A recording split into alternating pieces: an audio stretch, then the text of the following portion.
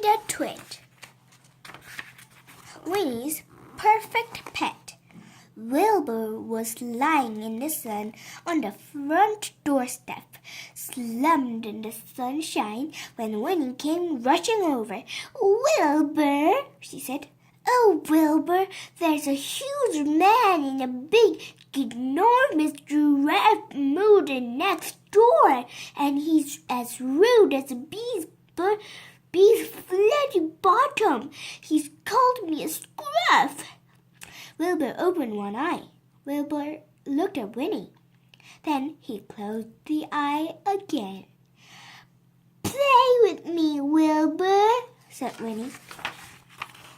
"Take my mind off that rude man. That's what a good pet would do."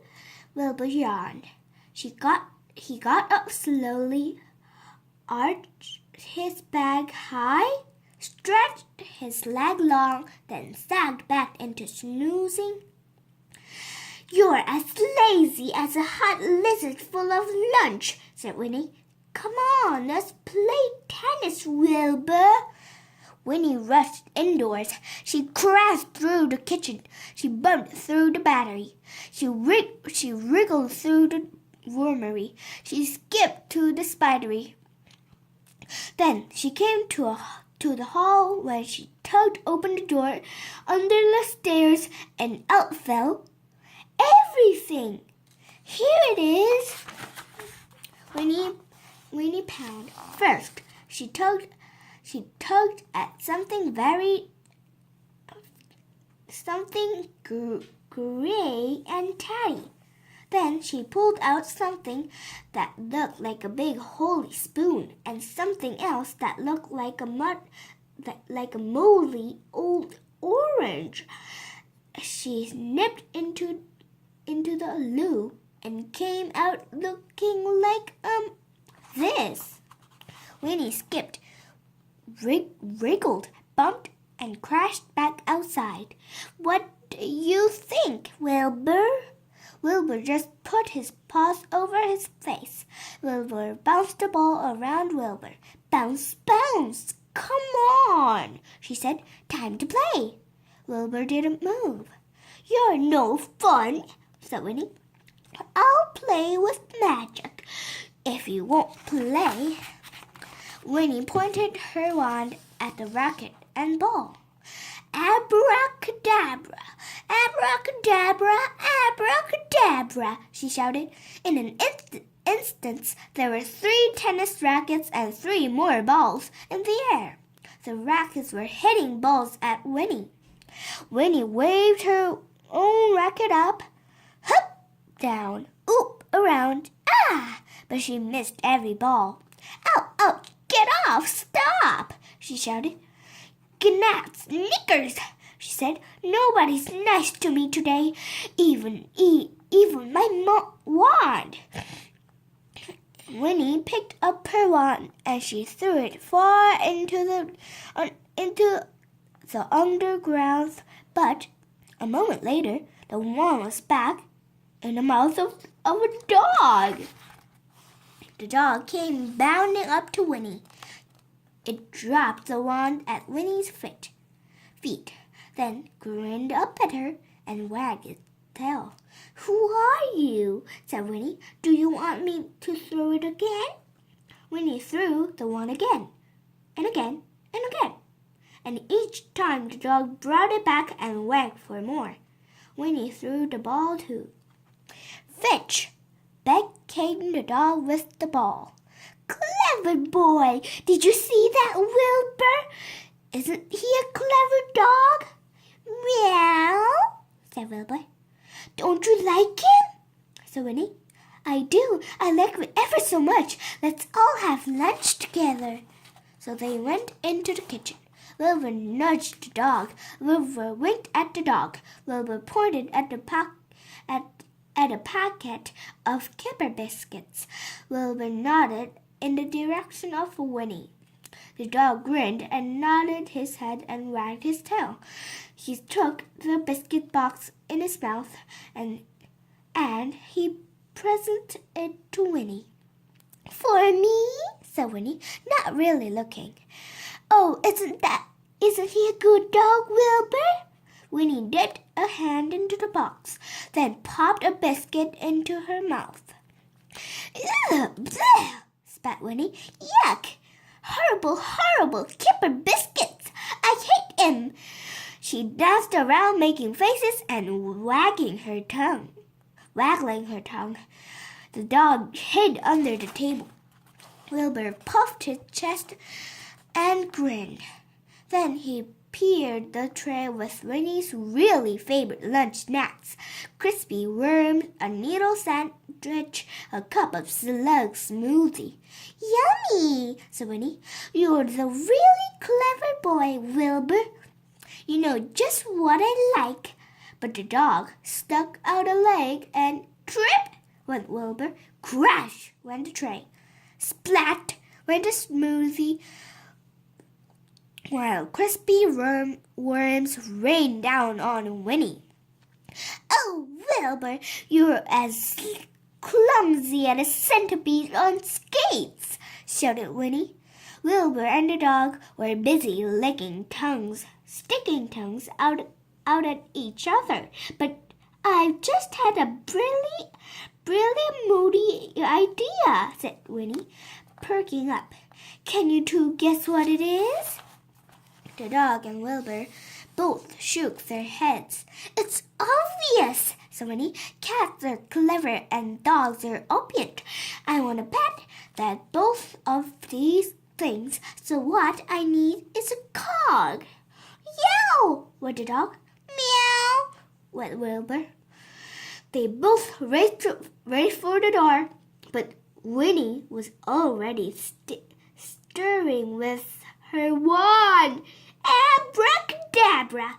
Magic whirled and swirled, and in an instant there was a cog.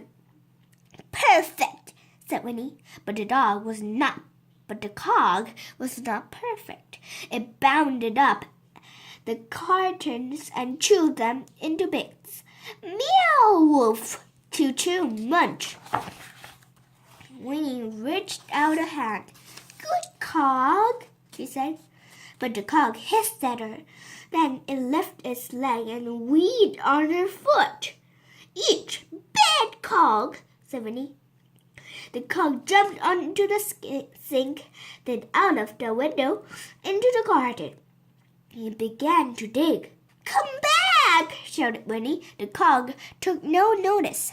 It dug a big muddy hole. It rolled in the mud. Then it sat and lifted a leg and licked the mud off it.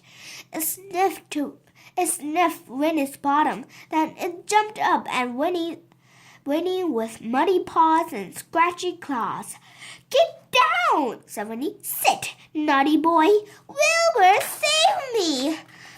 But of course, Wilbur wasn't there. Oh dear, thought Winnie. This cog isn't the best bits of a dog mixed with best bits of a cat after all. It's the worst of both of them joined together. Where's my wand? I want my Wilbur back.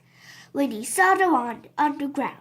The cog saw it too, and it began to run towards the wand, its teeth snapping. It's my wand, shouted Winnie as she leaped into the magnificent drive, up and over and down to grab the wand, and waved it abracadabra, just as the cog's teeth were about to snap it in two. Then there was Wilbur, looking shocked but pleased. There was the dog running away down the drive. Scruff! Boomed the voice. Winnie put her hands on her hips. It's that rude man again, she said.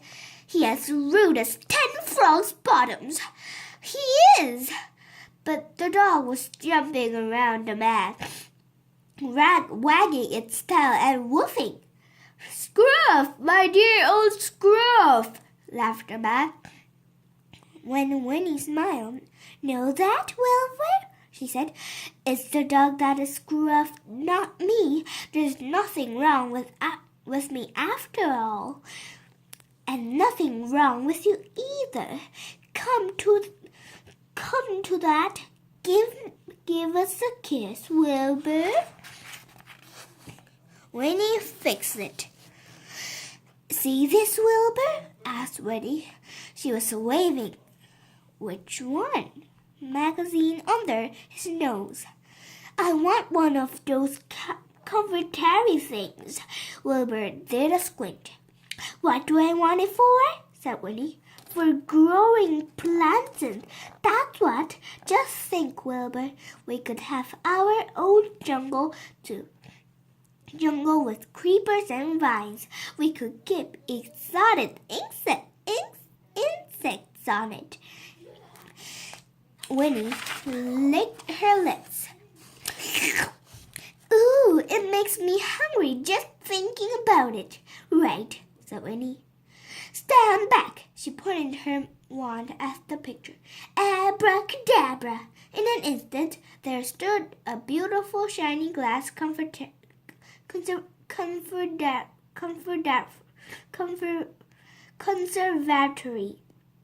But, oh, soggy baby's bottoms, said Winnie. The conservatory was perfect in every way except for its sides. It was the same size as the picture. I'll use it for keeping my toenail clippings in, said Winnie, putting it on the table. Let's try again. Get it big this time, wand. Winnie whacked the wand hard on the page. Abracadabra! Instantly, Winnie and Wilbur were fighting something huge that flapped down on them from above. I can't see, said Winnie. The sky has fallen. Where are you, Wilbur? Wilbur fought and spat and clawed and scratched and bit and escaped from the giant magazine page. He held Winnie Winnie out from under it. Oh, Nick Snickers, said Winnie. Magic isn't going to work for this. Wilbur began to build a tower with bits of earwings, earwax, fudge. This is it, Wilbur, said Winnie. Clever boy. We'll get a proper builder to build us a conservatory, just like normal people do. Do we know a builder? Wilbur did. What? said Winnie. That great big man from next door? Are you sure? Wilbur was right. There was a new sign up. Build your dreams with Jerry the Builder. He's already done some work on his own house, said Winnie. Look, Jerry had to lift the roof and extend the doors of his house because Jerry was a giant. A big chap like that should be able to build things almost as fast as magic, said Winnie. Shall we ask him if he's free? People from the village, they sees my sign and they knocks on the door, said Jerry, scratching his head.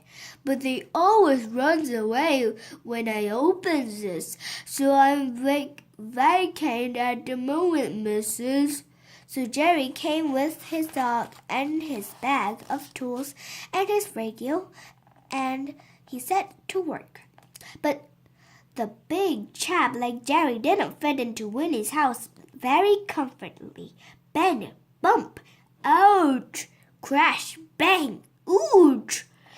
Better build from outside, said Winnie. But go to make a hole for where the conservatory will join the house, said Jerry. Stand back, missus. Jerry swung back a huge great mallet. Then thunk! He hit the wall. Crash! Brick tumbled. Tiles tumbled. Windows tumbled. Oh no, said Winnie. A whole tower tumbled. Whoops, said Jerry. Sorry, missus. Winnie's house was opened up like a doll's house. You could see all her bits and pieces, and Wilbur's too. That's not safe to go into now, said Jerry. Not till I've put some beaming supports and whatnot on. Jerry looked at his watch. It's time for me to finish for the day now. I'll see you tomorrow, missus. Hang on a blooming minute, said Winnie, but Jerry had picked up his bag and was on his way. Well, said Winnie, hands on hips. Well, we just have to sleep on the garden like snails tonight. Winnie and Wilbur put the sleeping bag on the lawn. Eek, said Winnie. This grass is wet. We need a floor, Wilbur. So Winnie and Wilbur went to Jerry's building yard. They dragged back some planks, laid them down, and fixed them together. They put the sleeping bag onto their new floor. That's better, said Winnie, snuggling into the bag. Yip, came a noise from the woods. Snarl, hiss, howl, yip. Winnie sat up with her hair on end. What the heck was that, Wilbur? Wilbur had buried himself deep into the sleeping bag. This is no blooming good, said Winnie. We need some walls to keep us safe. So Winnie and Wilbur went back to Jerry's yard, where they found some old windows. They fixed them up to make a wall. That's better, said Winnie, snuggling down in the bag. Look at those stars, Wilbur. They're as beautiful as and rough on velvet. Wilbur yawned. Star poor.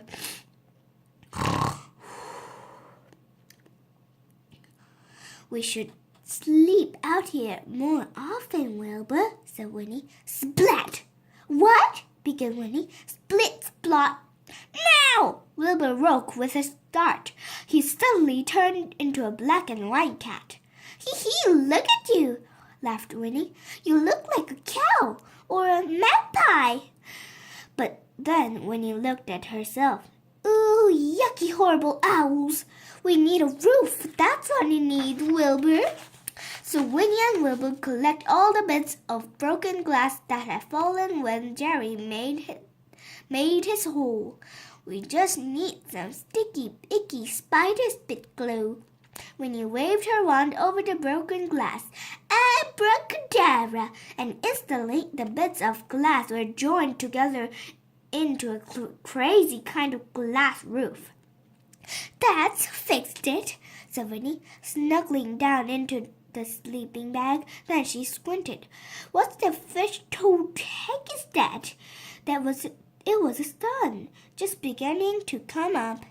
Oh, blooming blasted heck, said Winnie, reaching for her wand again. Abracadabra! Instantly there were plants in pots. Winnie and Wilbur slapped at last, until thump, thump, thump. Footsteps woke them. Morning, missus, said Jerry, knocking on the glass. Go, you've gone and built your own confederity. Have I, said Winnie? But what a blooming mess. Where's my wand? Abracadabra. And instantly, Winnie's confederity smarted up and fixed itself to the house. Jerry scratched his head. Now I'm vacant again, with nothing to do, Bover. Come and have a bite of breakfast with us, said Winnie. Do you like poached toad on toast with a cup of puddle tea? Wilbur's a really good cook, but I can't fit in your kitchen, missus, said Jerry. Then we'll just have to eat outside, said Winnie. You know what this house needs? It needs one of those patio things. I'll just need a mallet, said Jerry. Winnie's school dinner. I spy with my little eyes something beginning with W, said Winnie. Wilbur pointed. Not Winnie, said Winnie. Not witch either. Wilbur sighed and pointed again. That's right, said Winnie. It's my wand. Let's do another one. I spy with my little eye something else beginning with W. Wilbur yawned widely. Oh, you're blooming well right, said Winnie. This is boring. I want to do no warminary and watch like usual, but then I'm stuck. If only you had a wombat and with it, or Wilbur shook his head. Don't look like that, Wilbur. I only know W things, said Winnie. Do you think it's too late to go to school and learn more letters? They went to find out. The school in the village looked bit like Winnie's house, but there were children running around in a playground and shouting. Look, Wilbur, said Winnie. Lots of little ordinaries. Ring the doorbell. But the school centrally didn't want Winnie in her school. Mrs. Parmar was big and scary, and so her smile. This is a school for children, not for grown-up witches, she said. Off you go. Winnie and Wilbur were just heading for the gate when a jolly lady waved out of the school kitchen's window. Excuse me, said the lady. Is that cat busy? Only we got mice in the store cupboard. Is that cat any good at catching mice? Meow, said Wilbur proudly. In a moment, Wilbur was through the window and into the kitchen, catching and pouncing and chasing. Eek, squeak, tweet. 3 mice in one movement. The job is yours, said the lady. You'll be paid in school dinners. Ahem, said Winnie.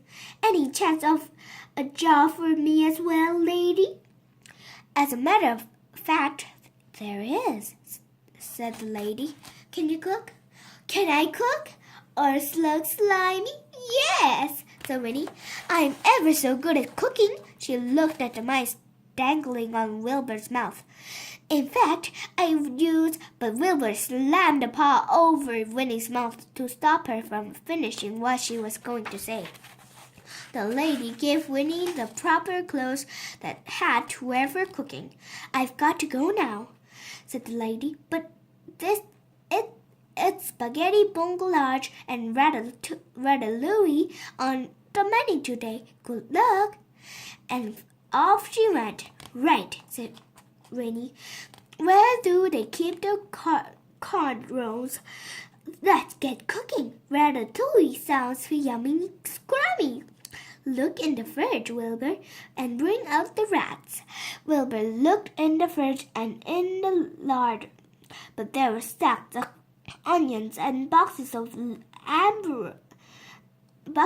tomatoes and red and yellow peppers and carrots, but no rats anywhere. I bet I know why, said Winnie.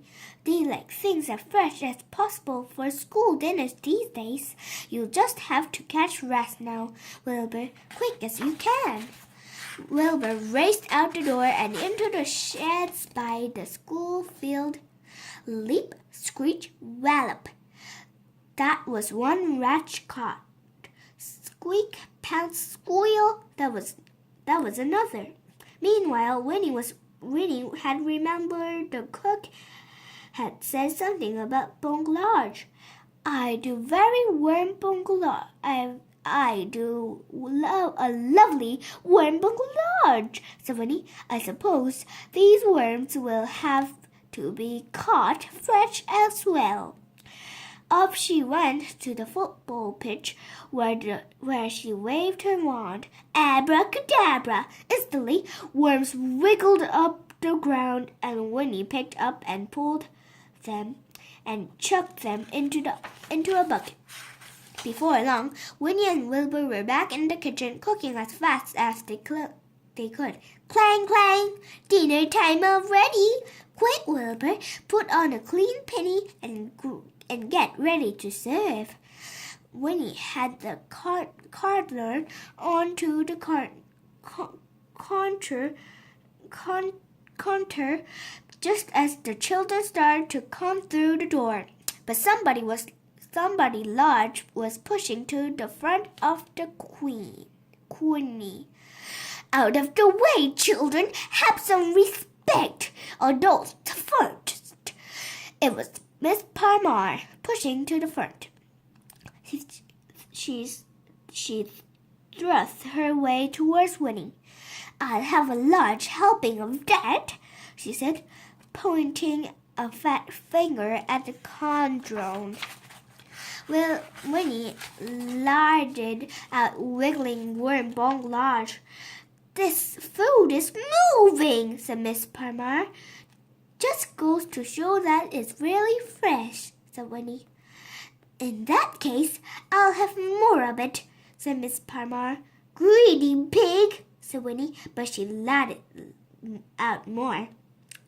And I have those smoothly shaped things too, said Miss Parmar, pointing at Wilbur's rats. I'll have 3 of those. Miss Parmar sat down at a table and started to raise a forkful of warm bone large into her mouth. But a moment later, she was shrieking. Eat, please! Absolutely disgusting! Miss Parmar was leaping around the place. You've poisoned me! Youch! What in the world have you fed me?